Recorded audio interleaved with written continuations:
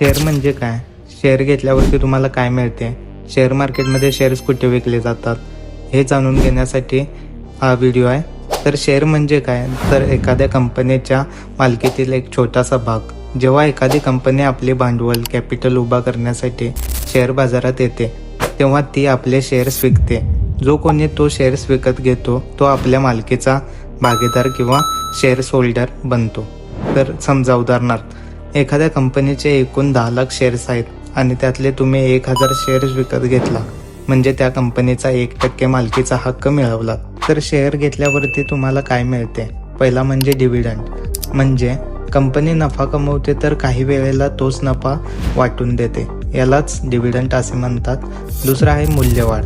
कंपनीच्या शेअरचा भाव वाढला तर तुम्ही जास्त किमतीला विकून नफा मिळवू शकता, यालाच मूल्यवाढ असे म्हणतात. तिसरा आहे वोटिंग हक्क, म्हणजे काही निर्णयांमध्ये तुमचा देखील मतांचा अधिकार असतो. मग शेअर मार्केटमध्ये शेअर कुठे विकले जातात किंवा घेतले जातात हे मागील व्हिडिओमध्ये भारतातील मुख्य 2 बाजार आपण बघितले होते. तर येणाऱ्या नेक्स्ट व्हिडिओमध्ये आपण बघणार आहोत शेअरचे किती प्रकार आणि ते कोणते कोणते आहेत.